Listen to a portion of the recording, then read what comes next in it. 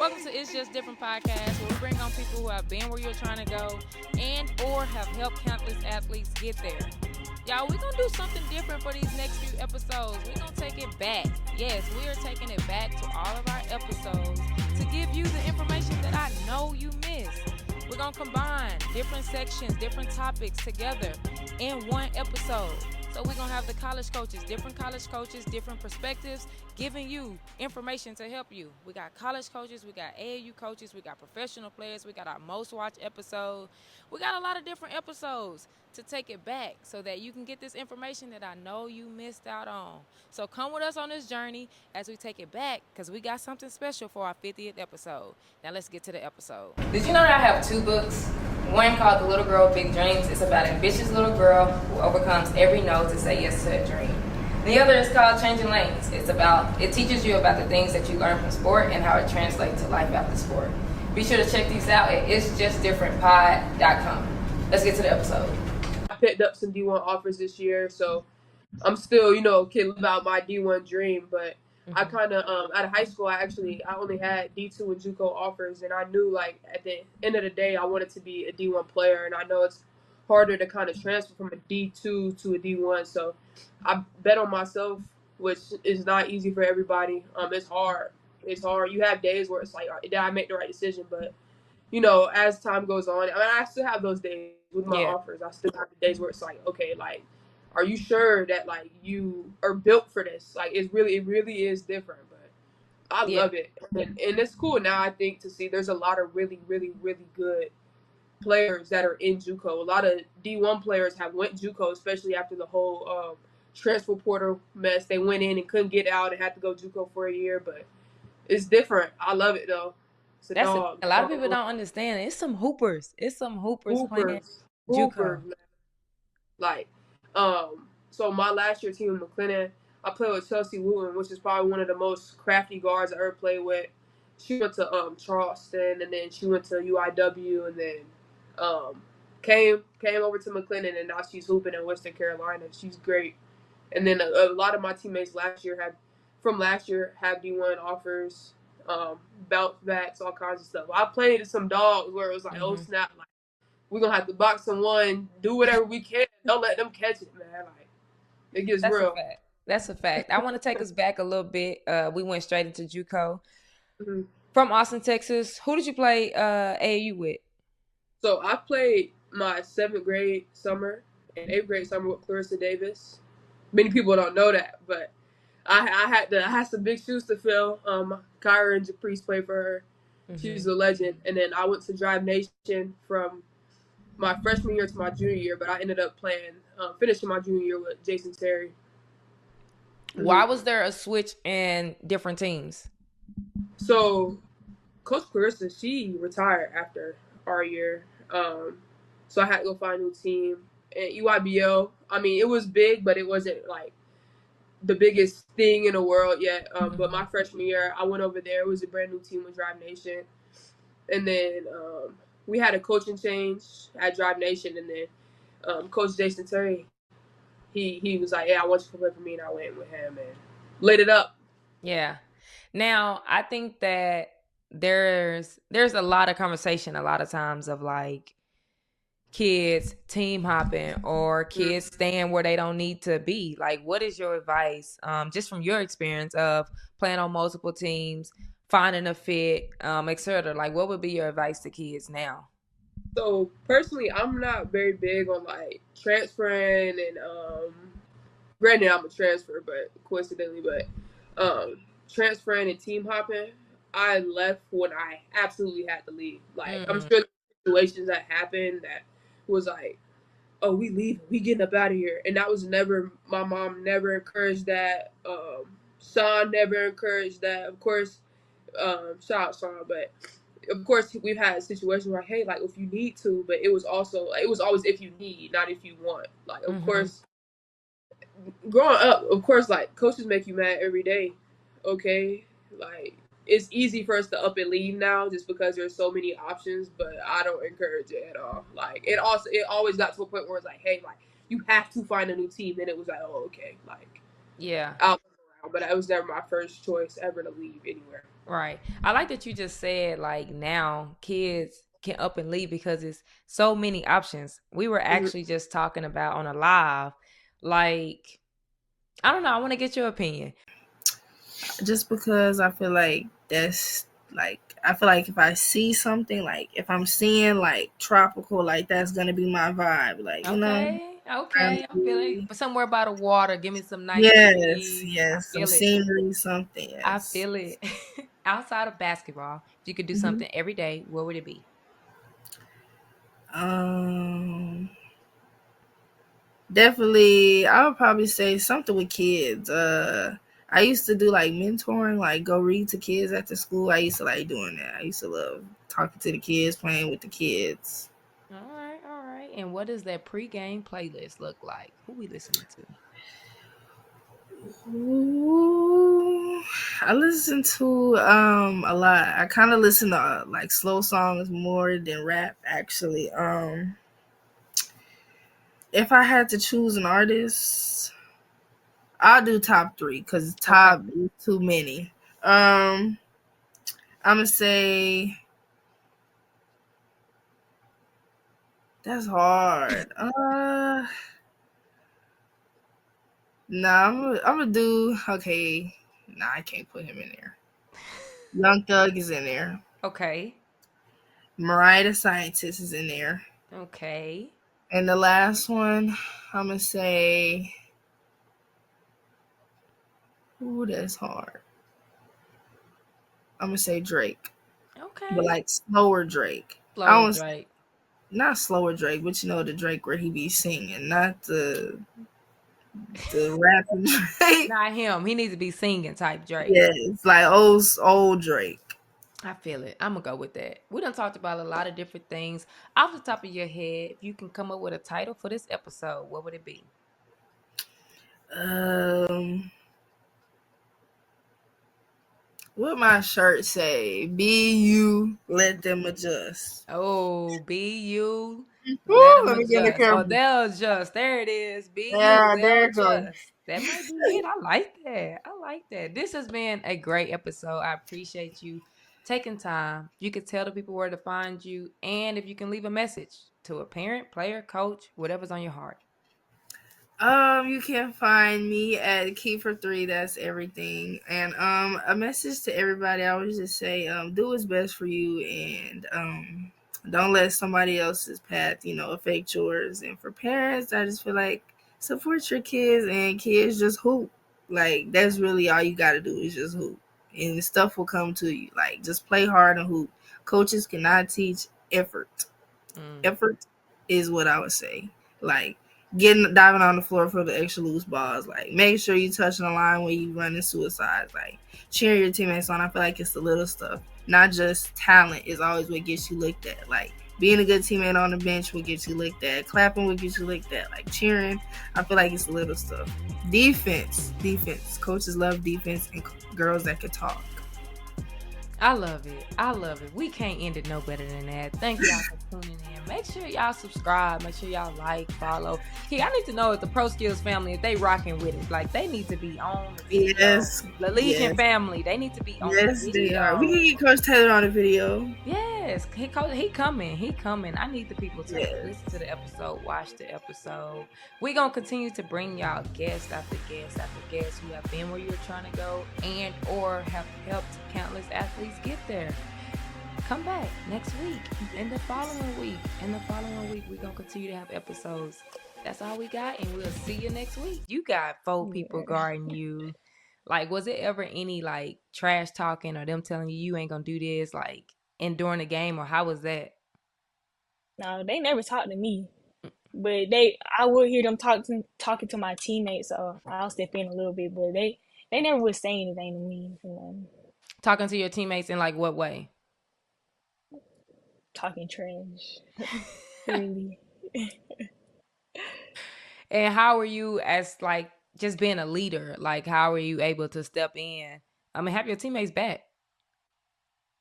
Um, I would tell my teammates not to let it bother them, but I would exchange a few words with them. But it's a part of the game, so Right. Nah, I get that. I get that. Now, how was you able to, I guess, like you just said, you didn't like really let it get to you, but at the end of the day, like social media is social, right? You're going to see all these different Mm-hmm. things. How are you able to remain focused and not get into all the social aspects of the season you were having? Yeah, I don't even look at it. I try not to look at it. That's really it though. What positivity did it bring towards you, would you say? Um, Confidence. In some ways, confidence. Okay. All right. Just basically confidence in your game. Yes, ma'am. All right. No, I like that. I like that. Now, what advice would you give to a younger athlete that is at a small school? Maybe it's not in Texas, they in Florida and they at a small school and they're trying to Mm-hmm. get recruited. They trying to get exposure. What advice would you give them? To be patient. Don't be so eager to go get it. Let it come all to you, Mm-hmm. and to play hard. Like every chance you get, because you never know who looking. Like it could be another coach there, and they see hooping, they might call another coach. So it's leave it all on the floor when you get your chance. Hey, that's real right there. Like I don't think a lot of parents and players really understand that Mm-hmm. you see coaches on the whether you see one coach or 10 coaches, that coach Right. might not even be there for you, but if they see you playing hard, you going after loose balls, you doing they going to reach out to another coach like, "Hey, this kid Mm-hmm. might can't help me, but this a kid that you need to look at." Like that stuff Exactly. happen all the time and I don't think kids really understand that. Yeah. I learned that because a coach did that with me and contacted Texas State, so that's how Oh, I got my really? offer from them. Hmm. So Texas State didn't even they initially weren't even at a game or not. Somebody told them about you. Hmm. Wow. Yeah. And then I'm assuming they went to a game. Yes, ma'am. That's so dope. That's so dope. Yeah. So you've seen that from firsthand. Like you Yes, really ma'am. never know who's watching. Right. And how many visits did you go on? Did you actually go on any other official visits? Yes, I went on one official visit to South Alabama. Why didn't you take all your visits? I feel like it was getting late and I needed to make a choice, so those were my top two. So I just South Alabama and well, Texas State? yes, and then after I went to Texas State, I was like, oh, it's a wrap. Like this is where I'm going. So So let me ask you why you just said you felt like it was too late. Like why did you feel like or the time was ticking basically. Like why did you feel like it hmm was kind of late in the game when you still had your whole senior year? I really don't know. Mhm. They had a few spots open, so I just wanted to be there with them. So I took one of them. So. Yeah. I thought I couldn't be myself, but I knew what I was chasing, and I knew how I was supposed to be based on like other people's, thoughts and perception of me. But like, I just never felt like, okay, like yes, they say I'm really good, but are you really that good? Because you don't have nothing to show for it. Like I've never won. Oh. You know what I'm saying? Like if I never won that district championship. You know what I'm saying? Mhm.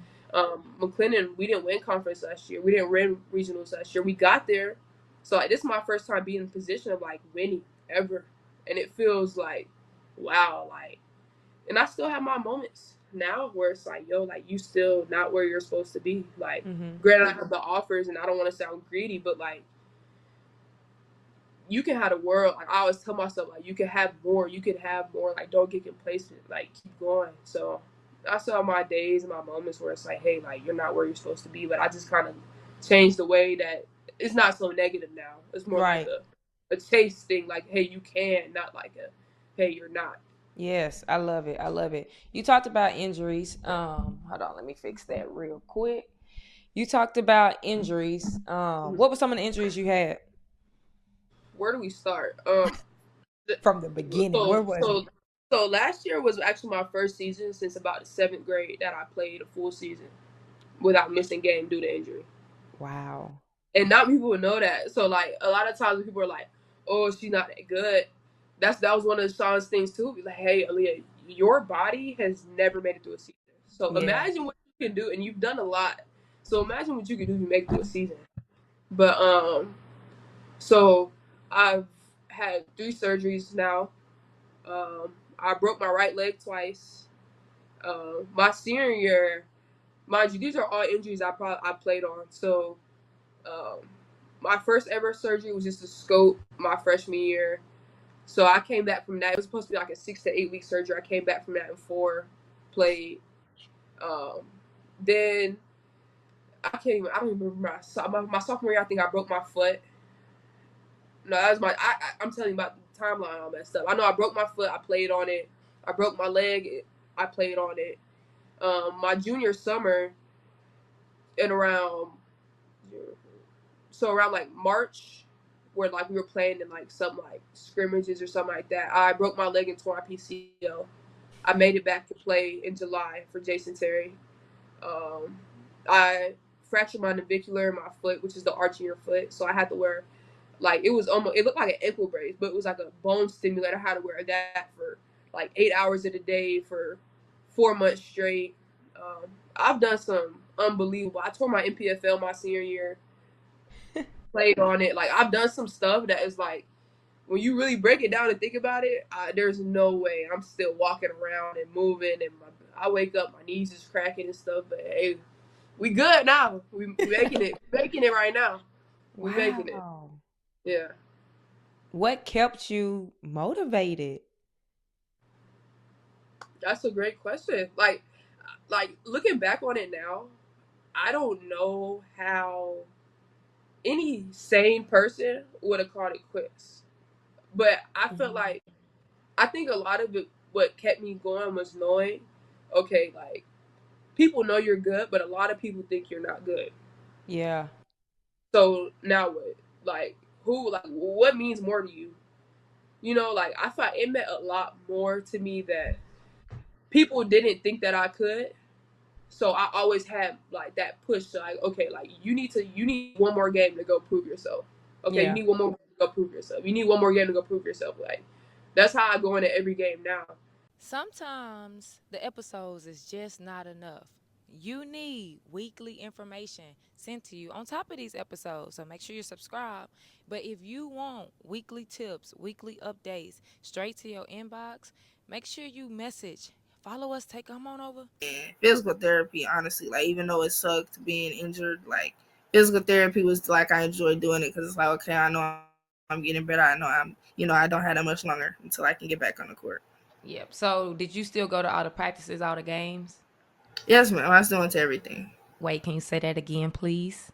I said I still went to everything. You still went to everything. Like, players, just because you are hurt, that does not mean you don't go to practice. That does not mean you don't do these different things. This is somebody who had already had her school. She's going to Oklahoma State and still was at every practice, still was at the games. Like, I love that. People Yes, think just ma'am. because you hurt, now you get to sit at home. Now you get to do these different things. You're still a part of the team. Because you still, you at home, other people can still be learning stuff. There's still stuff to learn. It's not just always about physical stuff. You could be learning stuff. Yes. What were some of the things you took away from not being able to play this season?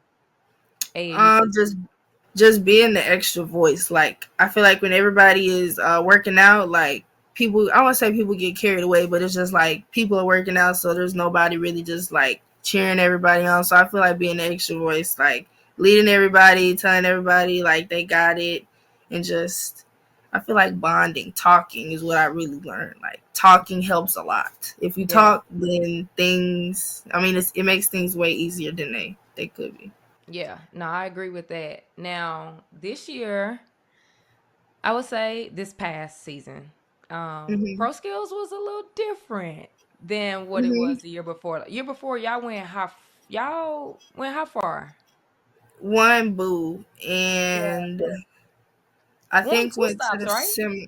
yes, semis, or they were in the championship, Yeah, either Final Four or the championship. went far. We're gonna go with that. Went Yeah. far. Won, I think, two of the stops. And Hmm. at the end of the day, this year was a little bit different. I felt like it was just a lot of new players, and Hmm. people just trying to find their roles. Like, what adjustment? How are you? Even though you wasn't able to play, like, Hmm. how are you able to adjust from the two different teams, from personalities, talent, everything?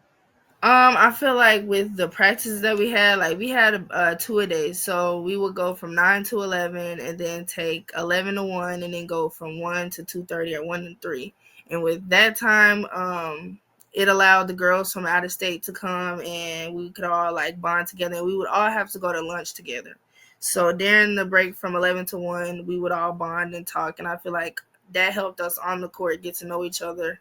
And also I feel like everybody played their role. Like everybody knew what they did best and they did it. Like if Mm-hmm. you were best at getting downhill, we would let you get downhill. If you were best at shooting the ball from the corner, we gonna make sure you get the ball in the corner. So I feel like everybody played their role and executed the role. So that's how we were successful with Yeah, the group. no, I love that. I love that. Now, finish AAU season.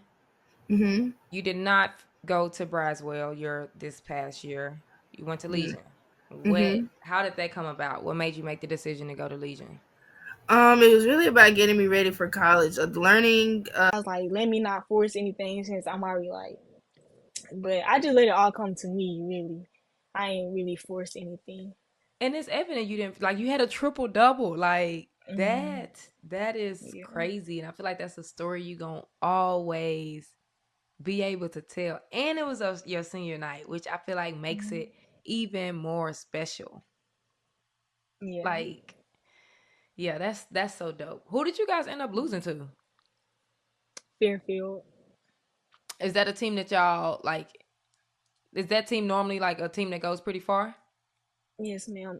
I believe they won state 2 times since I've been in high Okay, I was school. gonna say they sound real. That sound real familiar. I think they, yeah. Yeah, we lose to them every time in playoffs. So we were trying to get them this time. We ended up losing by 2, but it was a very good game, fun experience. I loved it. What do you think could have been different in that game to get a dub? Mm.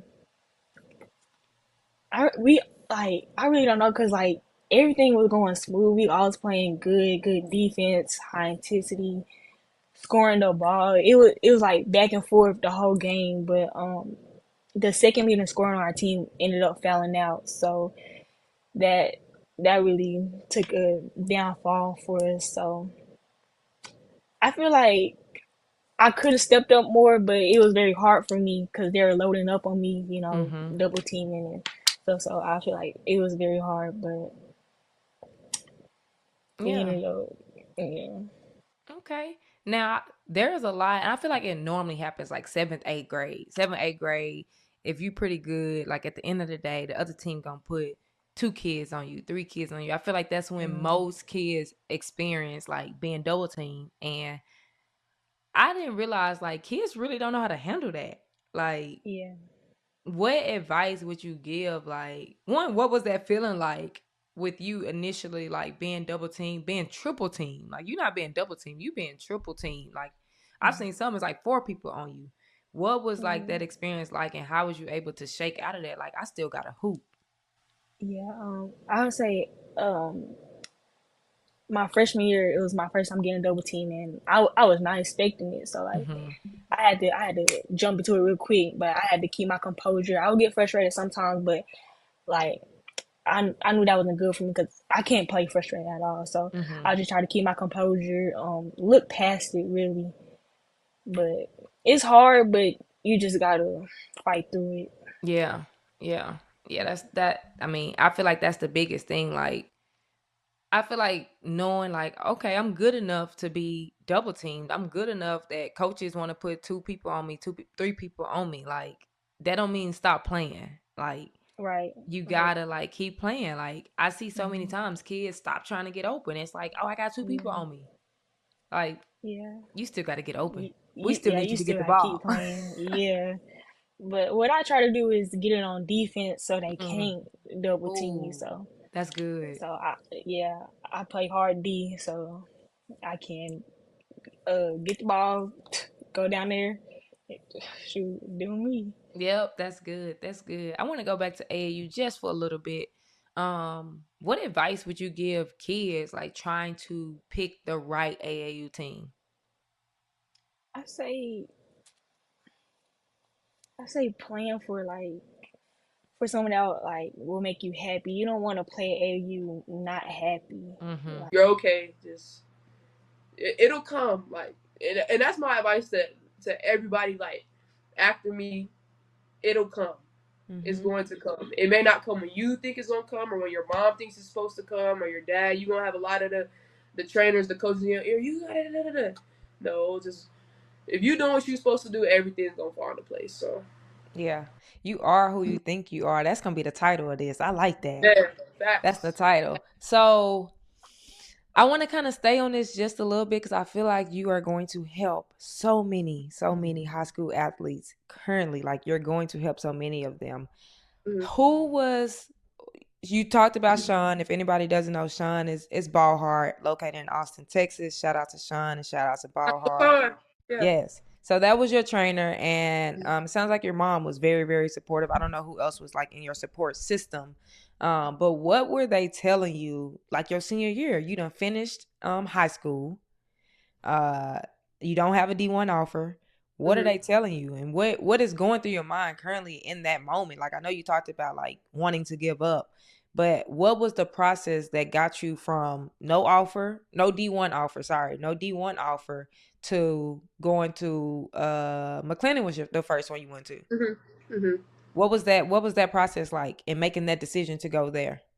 Mm-hmm. So as I got older, I kind of had to tell mom, like, Mom, I need you to be mom right now. You know what I'm saying? Like, I just need the love, Mom, just love on me, you know? Mm-hmm. And my mom never missed a high school game, regardless of how she felt, what she was dealing with, long days of work. She always showed up. So I feel like sometimes it wasn't always necessarily about what she was telling me, but what I saw from her. Like, if my mom's not taking a day off and supporting me, how can I take a day off and trying to get what she's supporting me to do, you know? And of course, like, we had days where we went back and forth. Everybody know, like, if you know me and my mom, like, that's my best friend. So of course, like, we have days where we got into it. And I'm like, Mom, like, I can't. She's like, okay, you can. Maybe not right now, maybe not today, but you can. So take your moment. I'll let you be, you know, annoying and difficult, but you know, like, you're okay.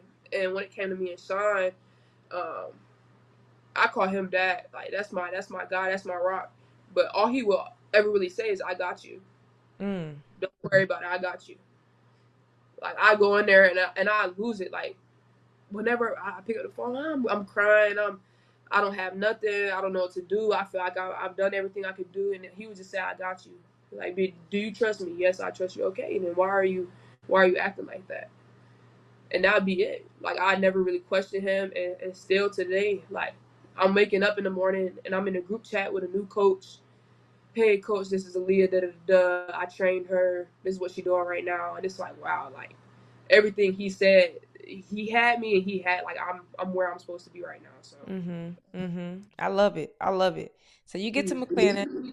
Or why did you choose McLennan out of did you have other JUCOs in D2? A few later, like, so Coach Thomas recruited me at McLennan, um, and we just had a really good, like, bond. But anybody that knows me, like, I'm big on, like, relationships with my coaches and relationships, period.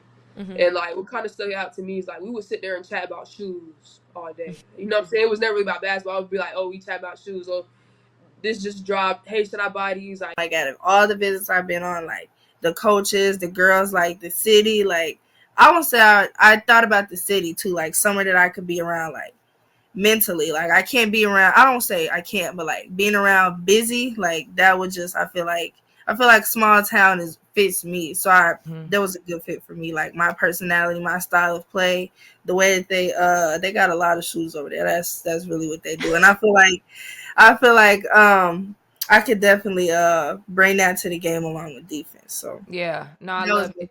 the best fit for me. And you said who was your first offer? UNT. UNT. When did you get your first offer? I was in my freshman year. Your freshman, is that your freshman summer Summer. going into your okay. Mm-hmm, going my into freshman your sophomore year. Yes. Okay. What advice I feel like now, like everybody is on social media, and I think it's a Right. good thing, but what comes with that honestly is a lot of comparison. Like, Mhm. I'm seeing so many young kids, seventh, eighth graders, mad because they don't have an offer, because they don't have this. Like, what advice would Mhm. you give young kids as far as getting offers? I would just say like do what you're capable of. Like whenever you start stepping out of your role, like trying to do more than you know you could do or do more than your body allows you to do, then I feel like that's when like you're I won't say you're trying too hard, but it's like you're forcing. I feel like if you just play and just hoop, that's Yeah. really it. You gotta just hoop. Everybody going people are gonna talk. There's gonna be everybody that's saying stuff that you might not like or saying, people gonna talk. So it's just really your mental and you gotta just play. Like the outside stuff you have to block out and just play. And you committed last no you or you yeah, you committed I when? would I was a junior. I was last year in September, I believe. Okay. September or November. One of the months. Hmm. But your dad didn't want you to commit on the visit. No. When so why was September, The November, whichever one of those months, but why was it then? um I had time to myself. I had Mm. time to think. I had time to talk to my coaches and just sit back and really think like, is this where I want to be for the rest of my, rest of my college life? And that's the talks and the with everybody was it was crazy. Everybody was like, are you sure? Is this what you want to do? And like I said, you gotta everybody's gonna talk. You just gotta do what you think is best for yourself and where you can see yourself. And that's what I did, and I feel like that's why I chose Oklahoma State. Now were you because you got hurt Mm-hmm. your Last year. junior, yeah, junior, so you Mm-hmm. did not play AAU for the most No. part, right? How were you feeling? Like, was there any thoughts of like, dang, is OSU gonna pull this from me? Like, There was, but they were always in my corner. Like they were still at the games. They were still texting me. The support from them was always there. So I never really like had a reason to think that because they were always sure of making sure that I was, that would never, I won't say never happen, but that they were still there. yeah. And how hard was it, like, just dealing with the foot injury in general? It was really hard, but being with my teammates, being in the gym, I feel like kept my spirits up. Like if I wouldn't have been in the gym and I wouldn't have got to see basketball and all of that type of stuff, I feel like it would have been worse. But being around people made it better. Being around my teammates made it better. Yes, we have merch available. Be sure to check out the site at itsjustdifferentpod.com to see if it's something you may like. All right, back to the episode. Like, you feel like that's a job or something. You want to have fun during AAU, so and someone that will make you work hard, push yourself, of course. But I would just say something that I feel like family. Now, I feel like the AAU portal, we talked about the transfer portal. The AAU portal will be opening soon. Mhm. After the first tournament, I feel like after the first tournament, people start switching teams. But after live Yeah, period, everybody is switching teams. Like everybody think they need to go here, they need to right. go there. And I think personally it's more so the parents. Like if you can give any Mm. advice from a kid standpoint, like what advice would you give parents in trying to make sure they do what's best for their kid? I say let your kids choose. Let hear them what they want to do before you just do something for them. I say let them choose what they want to do and let them figure it out. Really, Yeah. Do you think it's yeah, too many circuits in Texas? I Circuit do. teams? Yes. I feel like it's so many, and like for programs like Texas Truth, like if you want me to be honest, I think independents are about to be done. Like, Mm-hmm. sorry y'all for saying this. I have an independent program, but Mm-hmm. I think it's getting harder and harder because one, there's so many circuit teams, and a lot of these circuit teams, like you talked about earlier, y'all were playing UA teams or EYBL teams or Adidas teams or whatever the case. Y'all were playing circuit teams. So these coaches got to see you. EYBL, they got all four stops this year. So like that was, I would say that was one of the advantages of my program. I could play a Pro Skills or I could play a Essence or a Missouri Phenom. Well, Mm-hmm. now you can't play no EYBL team during live period. Right. And I think, me personally, I think Adidas, I think Under Armour gonna follow the same thing. All the circuits end up following each other. So it's like if all those circuits do the same thing where they got their own stops, who the independent teams gonna play? I really don't know. I Like feel it's like tough. it's too many. Yeah, it's too many teams. It's tough, and I think it doesn't allow like a Texas Truth, like a Saniya to Mhm. play with Texas Truth because she truly enjoys playing with these girls, which is that Right. should be the goal is to have fun. And I'm gonna get to the end goal, which is free school, Mhm. right? Like you didn't have to travel so far. Now I just feel like if this is you going fast forward 2 years, like you're probably gonna have to go to Dallas to find a team or go Right. to Houston to find a team because ain't nobody looking at Texas Truth because there's nobody like Texas Truth can't play anybody. Like they can't Right. play these circuit teams to get their kids looks. And I think it's hurting the independent teams so much. Yeah. And hurting the kids that come from a small town. So Yes, yes. yeah. Because I like to say it's talent everywhere. And I don't agree with the if they good, they'll find you. Like I think it used to be like that, but I don't necessarily agree with that. And like I said, like a Sanaya, there's other Sanayas in other parts of the Yes. town Mm. that we'll never know about because they're with a small town or a small team and they don't know to go play with this other team or they can't. Like some people just can't Right. up and go drive 2-3 hours just to play AAU. Right. So I think that's an issue Yeah. in the girls' game. Hmm. So hopefully it gets fixed. Which I don't Yes. know if it will. Like I don't know. What do you think the solution is for that? I really don't know. Right, right.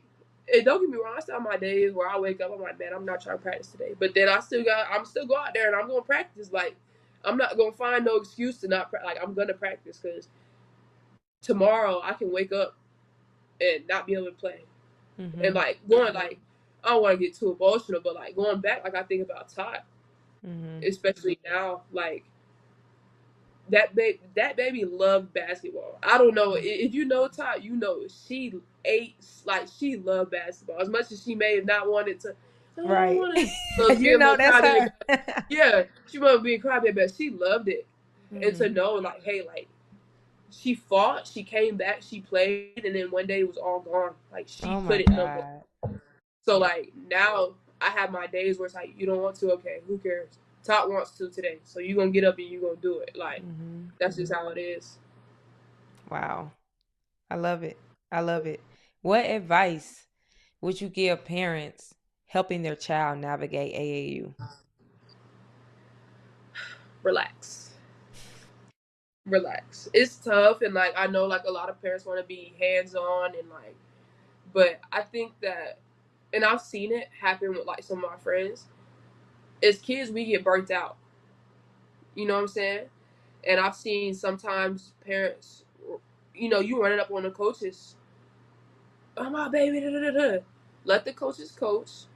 In certain situations you just have to let us go through. Because no matter what, and I'm telling you from like a kid perspective, no matter what we come and tell you, that's probably not what happened.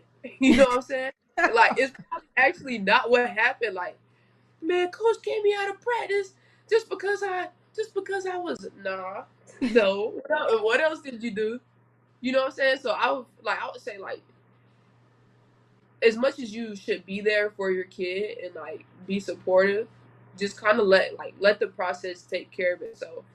Don't be so quick to pull your kid from a team because they're not getting the minutes they want. Like, don't go put your kid on the best team because it's the best team where they don't play or nothing. But like, you know what I'm saying? Like, let things take its course.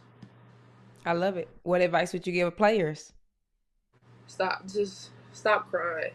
I feel like now I hate. Like, I watch AU games and it's a whole lot of crying and like, you, there's certain things that we feel like when you on the court, you thinking, oh, I got to go get 30. Mm-hmm. Coaches don't always want a kid that go get 30. Coaches want the kid that go get 10, have a few dimes. pull down some boards and play defense and are good teammates. Like the game is so much more than scoring the ball. Like yes, like you'll get that green light as it comes. And two, here's my biggest thing about like trying to tell younger players this. Coaches do have favorites. Say it again. Please say it again. Coaches do have favorites.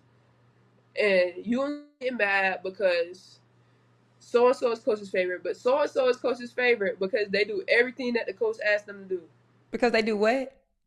Everything the coach asks them to do. If the coach say go get a rebound, if the coach say, hey, the sky red, that player gonna say, yeah, coach, the sky red. If you want to be red, I'm gonna go paint the sky red for you. That's the player that's gonna be the coach's favorite. So if you complain that hey, so and so get more minutes and they not even better than me, well, they're probably doing more what the coach is asking them to do. I hope you enjoyed this episode.